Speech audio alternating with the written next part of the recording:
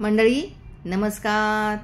आज आपण 27 नक्षत्रातील चौथे नक्षत्र रोहिणी नक्षत्र, जे भगवान श्रीकृष्णांचे नक्षत्र होते, त्या नक्षत्राची आज आपण माहिती घेणार आहोत। रोहिणी नक्षत्र हे वृषभ राशीमध्ये येते। या नक्षत्राचे चारही चरण वृषभ राशीमध्ये येतात। वृषभ राशीचे स्वामी शुक्र ग्रह आहेत। शुक्र जेव्हा राशी स्वामी असतात तेव्हा लक्ष्मी देवीची उपासना श्रेष्ठ ठरते।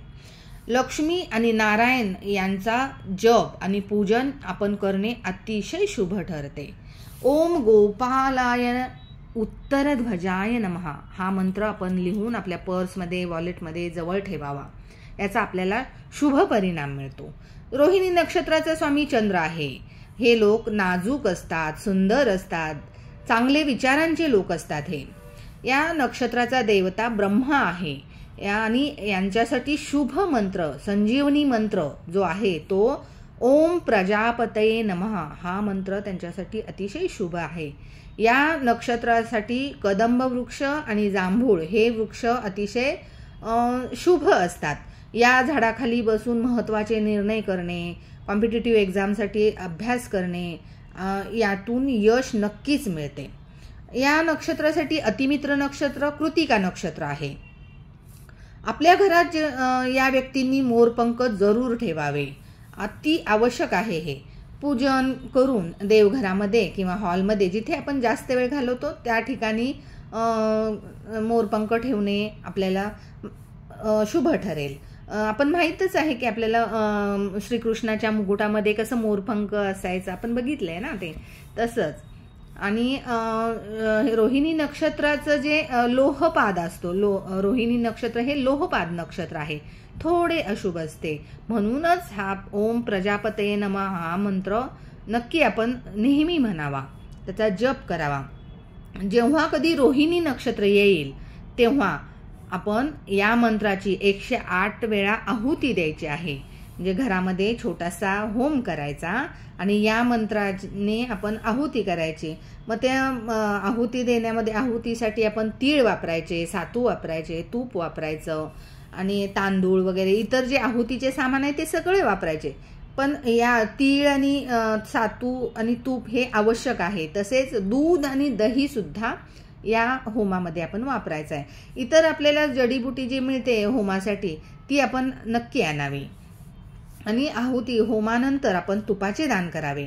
रोहिणी नक्षत्रवाले सत्वगुणी हे नक्षत्र आहे। रोहिणी नक्षत्रवाले व्यक्ती पण सत्वगुणीच असतात। या व्यक्तींचं मन शुद्ध असतं आणि या व्यक्ती कोणाला घाबरत नाहीत आणि कोणाला घाबरवतही नाहीत। या व्यक्ती तेजस्वी असतात आणि शांत स्वभावाने असतात। हे नक्षत्र अंधलोचन नक्षत्र म्हणून ओळखले जाते। कोणाचीही एखादी वस्तू जर या नक्षत्रात हरवली असेल तर ती वस्तू पूर्व दिशेला नक्की मिळते। हरवलेली किंवा चोरी गेलेली जर वस्तू या हरवली असेल तर पूर्व दिशेला नक्की मिळते। त्यामुळे आपण हा प्रयोग करायला हरकत नाहीये। अपामार्गची मुळी या लोकांसाठी शुभ असते, रोहिणी नक्षत्रवाल्या व्यक्तींसाठी, आणि ती जवळ ठेवावी आपल्या। या व्यक्तींमध्ये आकर्षण भरपूर असते, कलात्मक लोक असतात। हे प्रेमभाव असतो, प्रेमळ स्वभाव असतो आणि कन्स्ट्रक्शन म्हणजे सृजन असतं ह्या व्यक्तींमध्ये। पोषण करण्याची शक्ती असते। ऐश्वर्य या लोकांना अतिशय प्रिय असते। फॅशन डिझायनिंग, संगीत किंवा रिअल इस्टेट मध्ये हे करिअर करू शकतात। तेव्हा त्यांना सफलता मिळेल या करिअर जर केलं यामध्ये तर। रोहिणी नक्षत्राच्या प्रथम चरणामध्ये जर जन्म झाला असेल तर चरण स्वामी मंगळ असतो। तसे रोहिणी नक्षत्र क्रोधी स्वभाव नसतो रोहिणी नक्षत्राचा, पण रोहिणी नक्षत्राचं जे प्रथम चरण आहे त्यामध्ये थोडं व्यक्तीमध्ये ऊर्जा जास्त असते आणि थोडासा क्रोधी स्वभाव असतो। प्रथम चरणामध्ये क्रोधी स्वभाव असतो, त्याच्यावर कंट्रोलही करतात ते लोक। म्युझिकशी स्वतःला ह्या व्यक्तींनी जर जोडलं तर उत्तम रिझल्ट मिळतात। आपल्यातील ऊर्जेचा योग्य वापर होतो। त्यामुळे रिअल इस्टेट संबंधी कार्य हे व्यक्ती करू शकतात, कारण मंगळ हा भूमिपुत्र आहे। यात नक्की यश मिळते या लोकांना। रोहिणी नक्षत्राचे जर द्वितीय चरण असेल तर जन्मराशी वृषभ येते आणि राशीचा स्वामी शुक्र असतो आणि चरण स्वामी सुद्धा शुक्रच असतो आणि नक्षत्र स्वामी चंद्र असतो. त्यामुळे या लोकांना अभिनय क्षेत्रामध्ये उत्तम कामगिरी करू शकतात. त्यांचं खूप नाव होतं जर अभिनय क्षेत्रामध्ये द्वितीय चरण असेल तर. फॅशन संबंधी सुद्धा यांना यश मिळते फॅशन क्षेत्रामध्ये सुद्धा. आणि तृतीय चरण जर असेल, रोहिणी नक्षत्राचे तृतीय चरणावर जर व्यक्तीचा जन्म झाला असेल तर या तृतीय चरणाचा स्वामी बुध असतो. मग या व्यक्ती पेंटिंगमध्ये कलात्मक किंवा डेकोरेटर म्हणून काम करू शकतात, चांगली कामगिरी करू शकतात. आणि चतुर्थ चरण जर असेल रोहिणी नक्षत्राचे तर चंद्र हा नक्षत्र स्वामी आहे आणि चरण स्वामी पण चंद्रच आहे, राशी स्वामी शुक्र आहे. मॉडेलिंग आणि फॅशन किंवा फॅशन ब्रँडिंग किंवा फॅशन डिझायनिंग यामध्ये या व्यक्तींचे करिअर एकदम चांगले होऊ शकते.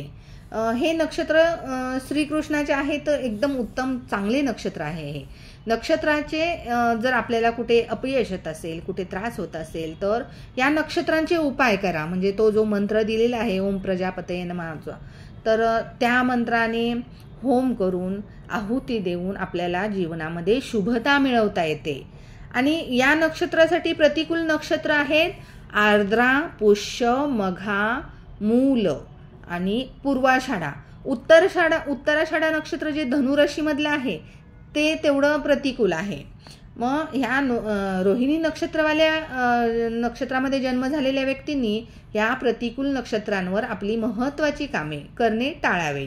आणि प्रतिकूल नक्षत्रवाल्या व्यक्तींशी म्हणजे ज्या व्यक्तींचं चंद्र नक्षत्र वरील प्रमाणे आहे प्रतिकूल नक्षत्रामध्ये येतं त्या व्यक्तींशी भागीदारी करू नये. भागीदारीमध्ये कोणताही व्यवसाय करू नये. रोहिणी नक्षत्रवाल्या व्यक्तींनी स्वास्थ्यासंबंधित त्यांना पुढील समस्या येऊ शकतात, जसे की सर्दी, खोकला, ताप, गळ्यामध्ये सूज येणे किंवा थायरॉइड, डोकेदुखी, पाय दुखणे, छातीमध्ये दुखणे, पोटदुखी, सूज येणे किंवा स्त्रियांना मासिक धर्मासंबंधी समस्या, अशा प्रकारे समस्या येऊ शकतात. रोहिणी नक्षत्र चौथे चरणवाल्या व्यक्तींसाठी व्यवसाय हॉटेल, गृहनिर्माण किंवा फळ किंवा दुधासंदर्भातला व्यवसाय किंवा तेल किंवा आरशा संदर्भातला व्यवसाय, साबण, सुगंधी द्रव्य, अत्तर, सौंदर्य प्रसाधन सामग्री, प्लॅस्टिक किंवा नौसेना, औषध, शेती, पौराहित्य, न्यायालय, कला किंवा संगीत असं या व्यक्तींसाठी हे व्यवसाय जे आहेत आता मी जे नावं घेतली ते हे या व्यक्तींना लाभदायक असतात. या व्यक्ती यावरील व्यवसायांमध्ये आपलं करिअर करू शकतात. रोहिणी नक्षत्रामध्ये जन्म झालेल्या बाळाचे नाव जर रोहिणी नक्षत्राच्या पहिल्या चरणामध्ये बाळाचा जन्म झाला असेल तर त्याचं नक्षत्र नाव ओ वरून येतं. दुसऱ्या चरणावरती जर बाळाचा जन्म झाला असेल तर वा वरून त्याचं नक्षत्र नाव ठेवले जावे. तिसरे चरण असेल तर वी वरून नाव ठेवले जाते. चौथे चरण असेल तर वू वरून नाव ठेवले जाते.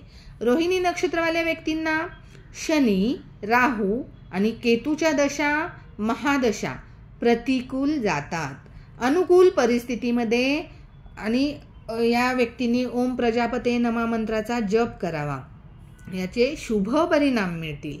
जेव्हा कधी आपल्याला आयुष्यामध्ये जीवनामध्ये प्रॉब्लेम येतात तेव्हा या मंत्राचा जप करावा, तसेच अनुकूल परिस्थितीही करावा, म्हणजे आपल्याला परिणाम कायम राहतात, शुभ परिणाम मिळतच राहतात. धन्यवाद.